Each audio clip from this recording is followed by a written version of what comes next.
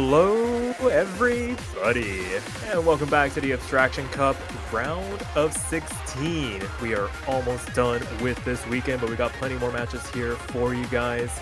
Today, we have tx3 Sahur Pro Gaming going up against FURRYJOROBA to see who will be continuing on to the quarterfinals. As always, my name is Sparky, and I'm joined in the commentary booth by none other than Burgerdog. How's it going, man? Hi, it's going pretty well. I'm pretty excited to see this match. I know three of the players here, Stoneworm, Yu-Chan, and Pizza Boy, so I'm quite excited to see how they play against each other. We've seen in the past that Yu-Chan's been more of an LN-focused player on the team, and Pizza Boy's been more of a Rice-centered player, so we can kind of expect who's going to be playing certain maps. Fantastic. So, plenty to look forward to. I imagine once we get this Protect ban phase underway, we'll get some insight as to where these two teams' headspaces might be, and looks like they're gonna opt to ban first with regards to FURRYJOROBA getting the roll win, a 7 versus the 6-7. God. So they're gonna ban first. So tx3 Sahur Pro Gaming gonna be protecting first. So we'll have to wait and see what they decide to keep around here. Plenty of good options in this map pool. Protect SV, yep, this entire tournament is SV, matter of fact. Yeah, it's the SV Summer Tournament all over again. But no, it's going to be Hybrid 3 for the Protect here. That's a scary map. That's, protecting Hybrid 3 is a pretty bold play, especially with Yu-Chan just giving up the fact that they're good at LN to the other team that they probably already knew. But you could definitely see how they're probably going to be more focused around the LN picks if they're going to go for the Protect on the LN instead of the Rice. For sure, and it does. I mean, I imagine for the other team, they're probably going to get rid of whatever LN is left open. And looks like the Protect is going to be Rice 4, ban going to be LN 3. So right on cue, just trying to target out Yu here a little bit. And in response, you're going to ban Hybrid 1. So I imagine the more Rice-oriented, if I remember how the map pool structure is. Interesting to see no Rice bans in response here. Yeah, there's no Rice bans or Rice Protect, so I think both teams are pretty confident in their Rice ability, and they're just kind of chipping away at each other for the LNs. And Hybrid 1 is more of a coordination kind of hybrid style map. So seeing as they banned that is kind of interesting, knowing that Yu's pretty good at LN. Yeah, maybe just some discomfort there, maybe just not wanting to play it. I mean, it's always interesting getting into the headspace of players whenever they ban something, because there's so many reasons. The funniest one to me is always they just don't like the song. Yeah, that's true. But that's such a good song. Yeah, we'll see. But with that out of the way, first pick, I'm going to go to the blue side, and I wouldn't be surprised if we started this off with any of these Rice picks here. Let's get a prediction of Hybrid 2. All right. Rice 3. Core Jack. Understandable. Very understandable. I imagine Stoneworm's going to stay in for this one. I mean, when it comes to Core Jack, I feel like it's just such a black and white skill set nowadays with regards to the fact that literally everybody and their mothers can play it. Oh, I can't. Neither can I. Core Jack's my worst skill set, yeah. I'm just bad. That's the straight up. I'm just bad.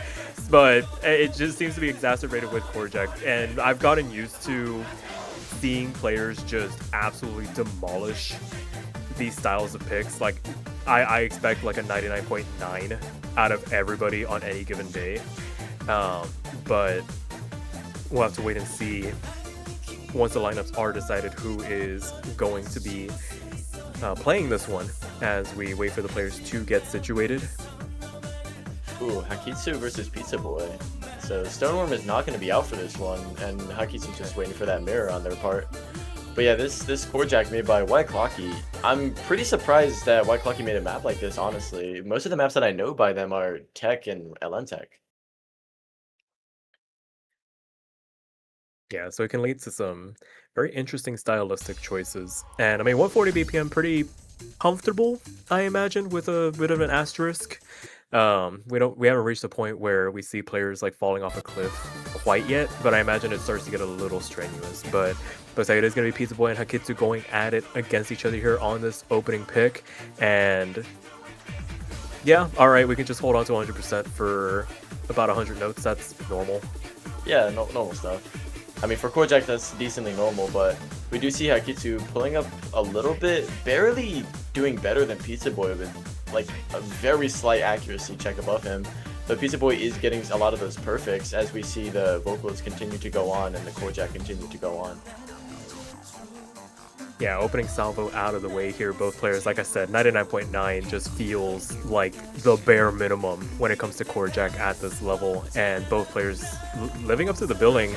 As you were mentioning, Pizza Boy picking up the couple of extra 300s for the road. It's minute damage, but when you're splitting hairs in a matchup like this, every single judgment feels like it matters so much more. And Hakitsu just holding steady, building up this 1,500 point lead just off of that accuracy alone right now.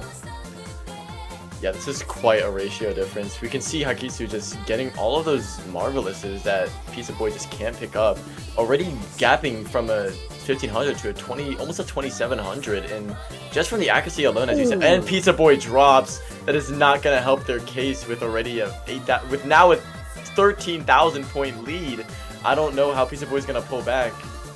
It's going to have to take a miss from Hakitsu to trade back. The accuracy discrepancy, the fact that those misses at this speed, it's very easy to change some bad judgments after finding a drop like that. And sure enough, falling off of the perch down to that 99.6 range, and with only an eighth of the map left to go here, it's gonna take a couple of mistakes from Hakitsu on this outro, but so far they have looked near bulletproof on this opening pick. 17,000 points to the good as we head into this outro, and there's a reason they opened with this pick. They looked immensely comfortable on it. 998 to start things off here. Oh, disgusting. That is a disgusting score difference. Gross. 47 300s, and I imagine that's one of those where it's like, that's not even a PB. I imagine there's probably a practice score somewhere out there that's like, I can get 20. Don't worry, guys. That was a bad run for me. Guys, I can 1-0 this easily. Yeah, sure.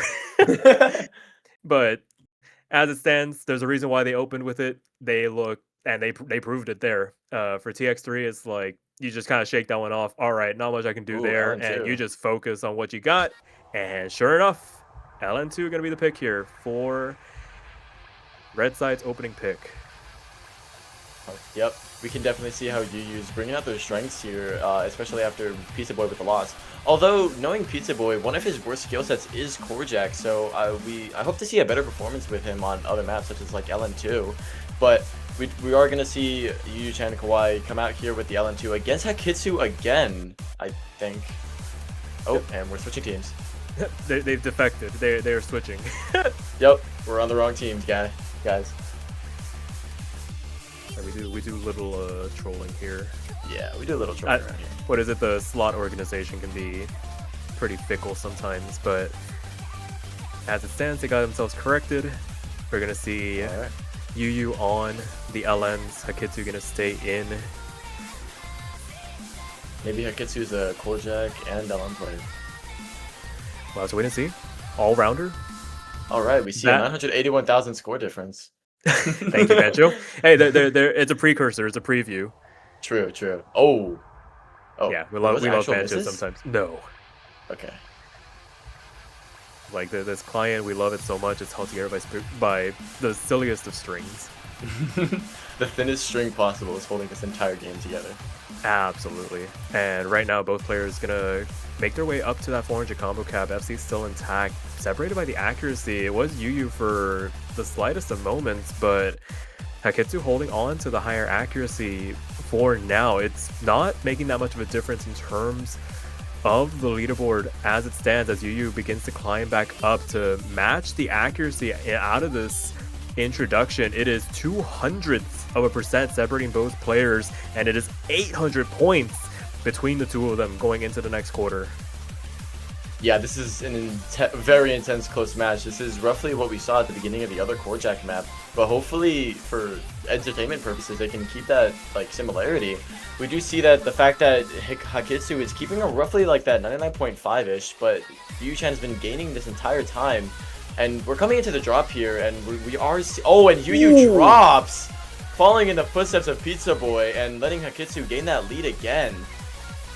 Hopefully, maybe Hakitsu might drop.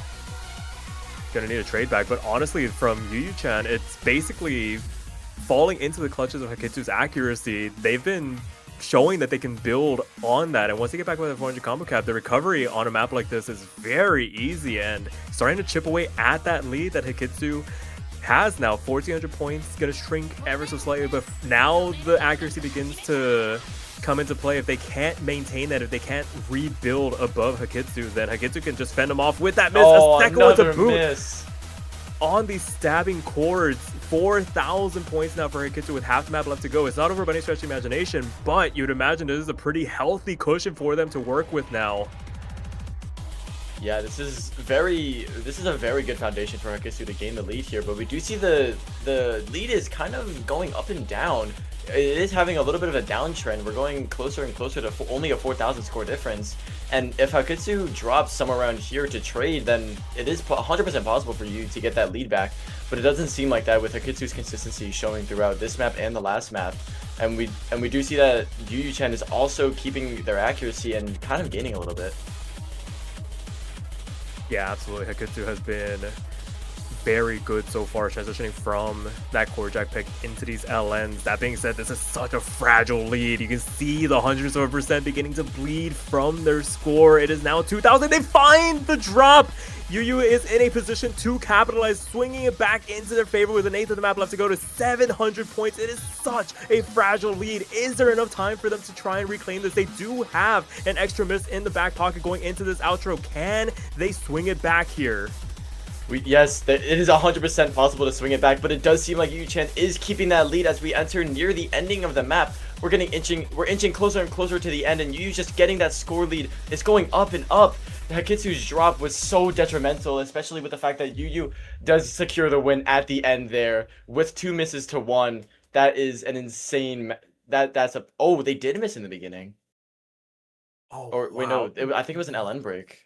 There is so little separating these two. Look at those ratios. God. It came down to the 200 count at the end of the day.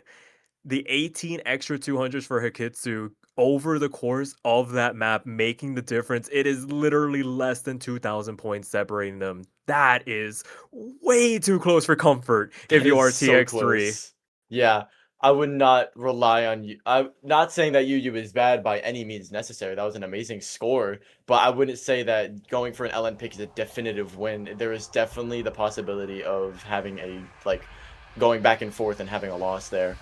Oh, absolutely. It feels like initially we were seeing maybe that Venn diagram where it was like 2 separate spheres, and there was maybe a tiny bit of overlap where they could have contested each other. No, that's basically become a flat circle between the two of them. It's like if they can match each other on these differing skill sets, then this is going to be a wild ride.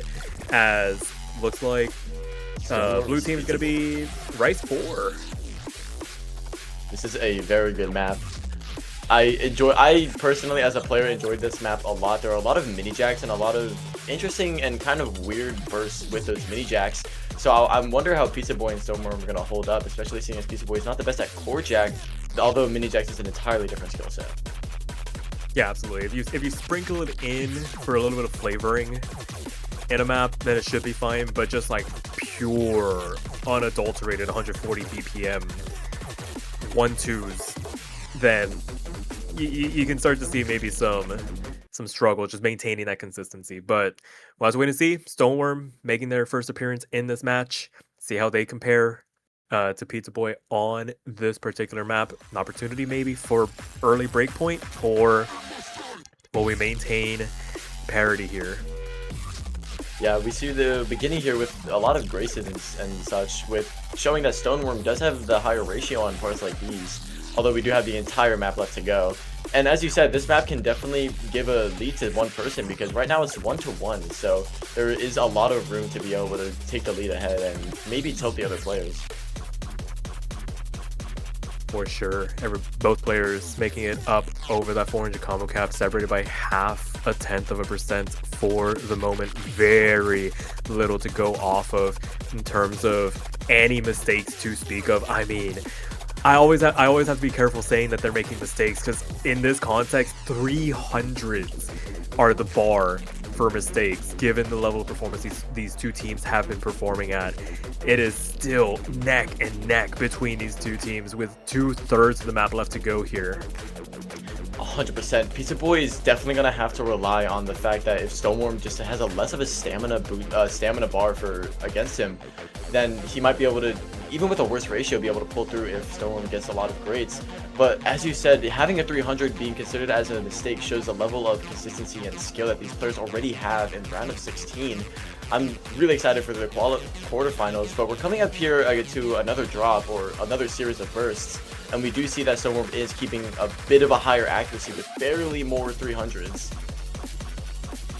Yeah, intensity begins to ramp up as we get into the back half of the chart. Now still only 1,000 points, and I mean, they are fighting tooth and nail for each 100th% right now. Stoneworm crossing back up over that 99.9 mark. Pizza Boy still within striking distance here, trying to capitalize on any potential mistakes. They are in prime position to do so, but Stoneworm isn't giving them an opening. There's still a quarter of the map left to go. It's still 1,500 points.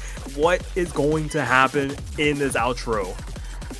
This outro is very intense. It does not let up on you, so any mistake is 100% possible. Even from a 200 to a 100 could definitely sell you the match here, especially in Stoneworm's position with Pizza Boy basically on his tail. Stoneworm is going down from a 99.9. He's not being able to keep that accuracy in this ending that is so intense for an ending as anything. And we do see that Pizza Boy is keeping roughly, and they're actually both dropping, but that lead is staying roughly the same with around 1,800. Yeah, one of these two players is going to be so sorely disappointed at that result screen. This feels like a run of a lifetime for both of them. It's just somebody needs to have the higher accuracy. It is still neck and neck between these two players, separated by only the tiniest of margins. And as the last notes rain down, it is going to be Stoneworm holding off Pizza Boy on Rice for 2,000 points, separating a double V1 double S. Just pure ratio between the two of them, and it is now 1-2. That was a very interesting map to see, with only the ratio being the definitive. In the past matches, we've seen that there were grades mixed in, and even 100s and 50s, but with this match, a double V1 and double S. And it just shows how ratio means so much when you're at this skill level of accuracy and skill level. Absolutely. This is two teams pushing each other to the absolute limit, where you are just not allowed to make a mistake here. And for tx3, they want to go LN1. That's been LN1. Okay, I was looking at the hybrids. The hybrids being on top of the LN. Going for a ban. Let's go. I was literally about to say that is not allowed, but it clearly is. It's been a long day. But yeah, LN1 feels more true to form. Unsurprising in the grand scheme of things. I think tx3 coming into this match just wanting to exhaust all of those LN picks, knowing that potentially the ratio battle on the Rice picks is going to be an uphill struggle, but given how LN2 went, it's going to need to be picture perfect. They can't afford to find any slip-ups, any slider breaks, any misses. Gotta get that out of the system. 100%. This kind of map also does really just give you the opportunity to be able to miss at any second with its insane releases. We do see that Stoneworm is also a well-rounded player, just like his teammate, going against UU in an LN1 matchup. So we do see that the two teams have a different dynamic, with one team being a double kind of two well-rounded players versus a Rice and LN main kind of. And we do see in the beginning that Stoneworm is able to pick up the lead in front of UU, but it's not a big lead. It is very definitively being able to be torn down at any moment in time. Alright, getting into this, Yu finding an early drop in the intro, going to spot Stoneworm about 6,000 points. Not the most damaging miss of all time, and it is very early on that the road for recovery is possible. Already starting to see them climb back in terms of accuracy, but falling 3/10 behind your opponent when, I mean, these guys, Stoneworm and Hakitsu, have been performing lights out so far, and the fact that Stoneworm's still holding on to the FC is going to make this tough sledding for Yu to try and make some inroads in this deficit. Now a second one, going to compound matters here going into the back half of the map now. Hopefully this is hopefully for you, there's another scenario like LN2, but I don't think that's possible, seeing how Stoneworm is just breezing through these, keeping roughly the same accuracy. Yu is bringing their accuracy up. Those might have been just bad misses from probably being nervous, or yeah, just probably being nervous. But Stoneworm does not seem phased at all, keeping that ratio and keeping that combo throughout the entire map so far, as we do go into the last third. Yeah, this map is incredibly abrasive. Unsurprising to see those slider breaks. It's unfortunate because you imagine that this is one of those maps that Yu was expecting to really be able to show up and show out on, but now having to claw it back 16,000 points. Now a third drop going into the outro. 25,000 points now for Stoneworm, who is still holding on to this FC. It doesn't have to be pretty. It doesn't have to be the most immaculate score. It's just got to be higher than your opponents going into this outro, and they're going to probably take... If you told them that they were going to go into an LN pick with this much of a lead, they probably would have called you crazy. 100%. Yu was probably not expecting this, but anything can really happen in this kind of pick. Epic Man's mapping is not something to be messed with. It is definitely abrasive against your arms and hands. You did get out-ratioed. 7 misses. That is very detrimental. Yeah. Yeah. Oof. But yeah, those were both pretty good scores. Stoneworm with a 986,000, which is not something to be scoffed at, 100%. For sure. Very, very respectable run from them. And getting that first breakpoint on the board gives them an opportunity to try and capitalize, make this a match point situation. So get me a chance to see what they go for. They do still have a pretty decent amount of rice picks to go through. And I mean, if it ain't broke, don't fix it. They already went for the protect. They won the protect. So could see somebody on like rice 5 potentially? I love Rice 5. Rice 5 and Rice 2 are my personal favorites of the pool. Only because Rice 2 is just so simple. And we do get Rice 5 going up in here. Great call out by Sparky. Yeah, I imagine just these more technical oriented picks. Just trying to like turn the screw here in comparison to something like Rice 4, where it was just raw out ratio. And if they trust themselves to be able to out-ratio somebody on a V1SS, then, I mean, more power to them. Love the energy from Pizza Boy and the multi-chat. Absolutely. Definitely not backing down, even after 3 losses. Love that for him. Hopefully that energy will be able to bring him above Hakitsu in terms of ratio and stamina. Yeah, it's always nice to see that just keep the energy up. It's like, so long as it isn't the last point, there's always a chance. That last point is always the hardest one to get. 100%. Yeah, if it goes to match point, usually that's when some people's mind just give up on them, even when they don't want to. So it's definitely not something to be scoffed at. And we do see they are going into the map now. Pizza Boy going against Hakitsu again after going against them in the first round with Korjak. Maybe they can have a redemption. Just gonna have to wait and see this introduction. Pretty straightforward in comparison to other things we have been seeing. It's gonna fly off the rails here in just a moment. Very flowy and open-ended in terms of what it's being asking you to do, and so far both players handling it very well. It feels like the bars between Rice and LN are so drastically different, an entire 2 to 0.3% in terms of where these players are starting and where that bar is for both of them. And so far, basically the same as we've been seeing with the other Rice picks. Incredibly close and just separated by ratio alone through this first quarter.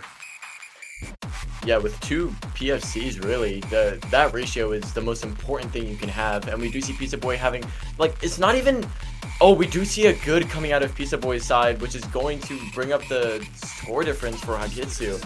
But if anything, there is just so much map left, and this map is not something that's super easy. It's definitely easy to be able to be choked. And we do see a draw from Pizza Boy, just furthering that score difference. And if anything, to win now, with Hagitsu's performances so far, we're going to need to see a draw from Hagitsu to trade off. I imagine Hagitsu's in here because of the fact that it's so quad jack oriented at times. They probably just approach this like a core jack map, but no, gonna find the trade back this time around. Pretty clean drop overall. And another miss. Gonna be giving back the score that they were trying to claw back here. Back to 10,000 points in favor of Hagitsu with a third of the map left to go. It's gonna need to be another drop here. I mean, that being said, there is gaps in the armor potentially for Pizza Boy to capitalize on, but 4/10 behind now. As we get into this last quarter, it's going to be a bit of an uphill struggle for right now, and Hagitsu looking down the barrel of a potential match point situation. Definitely a situation they want to be in if they can bring this one home. 100%. We see the more quad streams coming up in here, and we do see that the score difference is at 17,000, but it is kind of going, it's really hard to tell if it's going up or down, but we do see it hit 18,000, and the ratio of Hagitsu is just keeping away Pizza Boy at bay. Even if he got the misses, the ratio was still way there and way ahead, and just keeping him at bay, as I've said. Yeah, going into this outro, it's basically bog standard core jack style type of things. You imagine Hagitsu just eats this for breakfast, and with a 99.85 on top of a miss, that is a ridiculous score. Still being able to 990k that, and I mean, to Pizza Boy's credit, not too far behind in terms of ratio, but those misses really doing them in there, and it is now a match point situation for the blue side here. Yeah, even he said he got a little demoralized after getting that miss in the beginning. Really probably just tilted him to the point where he couldn't really focus correctly. We do see Hybrid 3 coming out as a pick. That's their protect, no? Yeah, that is the protect for tx3. Looks like they're going to break glass in case of emergency pick. See if they can reestablish something here. Get that mood back up there, and mood is a lot, especially in terms like these when ratio is everything. You need to have a cool head and be able to focus on that ratio. And we do see Ponchi featuring Hasane Miku, Ogi or Nizer, however you pronounce that, as either the last map or the map of the first map of the comeback for the tx3 Sahur Pro Gaming. Yeah, this is backs against the wall time. Cannot afford to give away any more points. This is tournament life on the line now. I mean, if you're Los FURRYJOROBA, you've got house money to play with right now. You know you have a bit of an advantage on the rice picks so far, and you've been able to make a dent on these LNs hybrids. It's just, can they close this one out, or can tx3 stay alive for at least one more pick? Even if it's just for one more pick, they might be able to get that comeback. If anything, I am still holding out to maybe see that they're able to come back, because a lot of these maps have not been much of a wipeout unless they really effed up on certain parts with the misses. So really, if they just pull forward a little more, they might be able to get those little score differences that make everything for a match. Absolutely. But I mean, Storm and Hagitsu have been a wall that has been very hard to scale. They've done it once, but outside of that, they have looked very, very cohesive. And just waiting for the players to ready up. We'll get into the 6th map of this best of 9. As I mentioned, winner of this match goes to losers quarterfinals. Loser is eliminated. Oh, that's the wrong map. They thought it was Uh-oh. Hopefully Yu is able to... Okay, so they wanted Hybrid 2. That's why they were talking about Car Crash. I'm like, why they keep... Yeah, I was a little confused. Oh! Okay. Yeah, we can just switch it up here with a little bit of a Hybrid 2. They were confused. It's not anybody's fault. It's one of those, like, the tag... When you're relying on the tag, it's like... It's very easy to get them mixed up, so Yeah, I always have the map full feed open whenever I'm choosing, so I can get it right. Wow, I don't think they're gonna be able to beat a 97, man. That's You get crazy. there's a 3 in 100 chance. But they want to play hybrid too. They meant to pick hybrid too. They meant to do hybrid too. So we are going to go with the hybrid 3. Okay. Hopefully he's able to pull through. Yeah. I mean, it is their protect. I mean, unless they protected this thinking it was hybrid 2 the entire time, which would be I'm pretty sure they disastrous. thought it was car crash the entire time. Oh no. This is not the best outcome for them. But hey, sometimes amazing things can happen. Exactly. It could be the pleasant surprise. Maybe, who knows? In hindsight, maybe hybrid 2 was never going to be the pick, and they pull something out on this one. This was very strong start for both players. Once again, we get into our first taste of the hybrids, and it's similar to their Rice performances so far. The bar above that 99.7 mark, and these two are trading 300s back and forth with each other. It is a 0.1% separating both of them through this introduction. Both players crossing that 400 combo cap. 3/4 of the map left to go. 3/4 of the map left for tx3 to try and salvage something here to keep themselves in this match. Can they do it? I 100% believe they can do it. Whether or not they do it is a whole nother question. But the score difference is not even that big of a difference. Oh, we do see a drop from UU. That is going to be detrimental in their position. They were already not having the score lead, and we do see the lead continue to rise on Hikitsu's side. But it is starting to, it's not even rising or dropping in any definitive way. It's kind of just saying, and it is, actually, I'm lying, it is rising. We do see a 9,000 score difference coming out of the miss there. Oh, a trade! Dropping on the transition, giving a lifeline over to Yu with 1/3 of the map left to go here. They do have that 400 combo cap advantage. They're starting to make some inroads in this lead. It is inside of 2,000 points. There's a quarter map still left to go. They're able to handle the transitional trill out of that Ki section. Can they hang on? They still need to make up the accuracy deficit, but it is still inside of 2,000 points. Oh, that drop! Another drop! That drop is so detrimental, especially in their position with already having an extra drop over Hikitsu. And Hikitsu is keeping that 800 combo. They do not seem to be able to, they do not seem like they're going to miss anytime soon. And the 9,000 score difference is back. And the Rice ending is going to, oh my gosh. Yeah, that Rice ending was not good for UU. That is definitely, that was not the pick. That is match point and game, and Lowe's FURRYJOROBA does win. That is unfortunate at the ending. I mean, if you just transition badly into that section, you just drop the entire thing. I mean, call a lock of doom. Yeah, kudos to them for trying. It was a heck of a fight, but Los FURRYJOROBA going to be moving on to the losers quarterfinals, and this will be the end of the road for tx3 Sahur Pro Gaming. Commiserations to them. Hopefully they had a wonderful time in the Abstraction Cup, and that will do it for this match. But not the weekend. We do still have, looks like, 2 more matches here. It's going to be Sigma Boys. Yeah, Sigma Boys and the Sound of Leo going to be happening at the top of the hour at 21 UTC. And then after that, we do have a Monday match. Hopefully, we have enough people to bring that to you guys during the week. But outside of that, Burgerdog, you have anything else to add here before we close things out? Only thing I want to say is that my name is Burgerdog, and that was an amazing match to commentate, especially with how close it was most of the time. Absolutely. So until then, we'll catch you guys later.